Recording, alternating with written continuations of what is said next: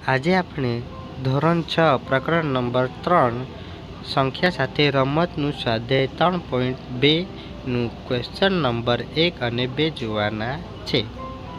Okay, તો પહેલા નંબરનો પ્રશ્ન, કોઈપણ બે એકી સંખ્યાઓનો સરવાળો અને બી બેકી સંખ્યાઓનો સરવાળો શું થાય? તો એ જોઈએ. એકી સંખ્યાનો સરવાળો.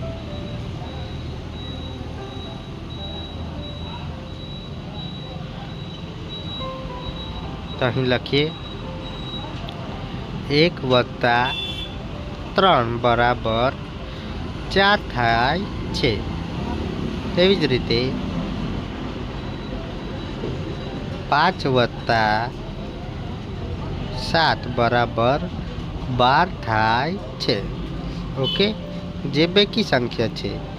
તો આમ એકી સંખ્યાનો જ્યારે સરવાળો કરવામાં આવે ત્યારે બેકી સંખ્યા મળે છે. ઓકે, આવું જ આપણે બી જોઈએ, બેકી સંખ્યાનો સરવાળો. તો લખીએ બી બેકી સંખ્યાઓનો સરવાળો.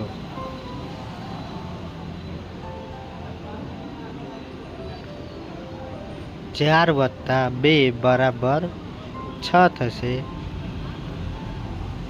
6 + 4 બરાબર 10 થશે. 8 + 4 બરાબર 12 થશે. આ 3 બેકી સંખ્યા છે. ઓકે, તો અહીં લખીએ બેકી સંખ્યાનો સરવાળો હંમેશા બેકી સંખ્યા જ મળે છે. બરાબર છે. હવે બીજા નંબરનો પ્રશ્ન જોઈશું. નીચે જણાવેલા વાક્યો સાચા છે કે ખોટા તે જણાવો. તો એ જોઈએ. 3 એકી સંખ્યાનો સરવાળો બેકી સંખ્યા છે. તો જવાબ શું આવશે? ખોટું. તો વિદ્યાર્થી મિત્રો, ખોટું કેમ થયું તે જોઈએ. 3 + 5 + 7 જે એકી સંખ્યા છે તેમનો સરવાળો 15 થાય છે, જે એકી સંખ્યા છે. ઓકે, ચાલો વિદ્યાર્થી મિત્રો, આપણે બી જોઈએ.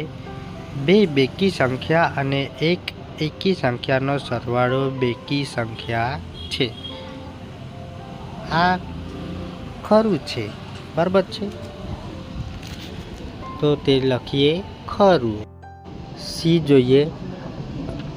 3 એકી સંખ્યાનો ગુણાકાર એકી સંખ્યા છે. તો સી આપણું ખરું થાય છે.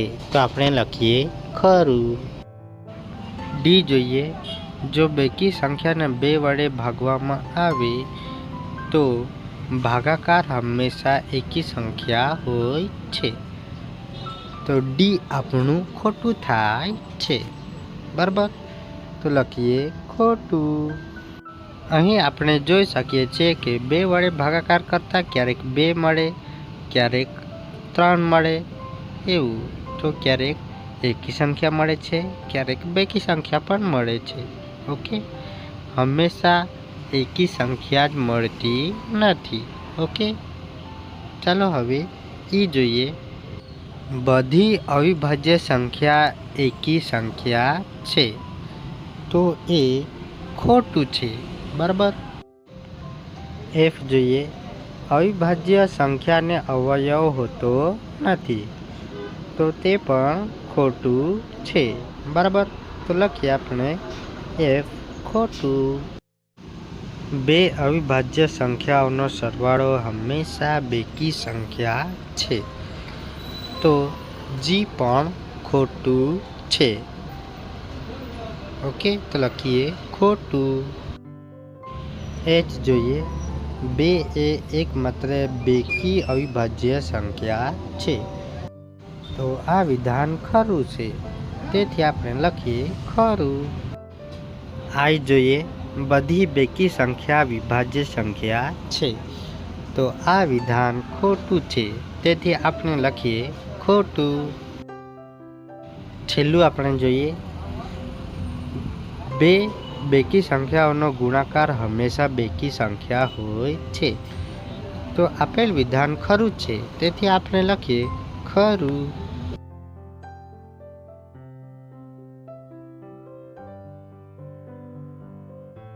આવા જ વિડીયો જોવા માટે ચેનલને લાઈક અને સબસ્ક્રાઈબ કરી આપજો. Thank you.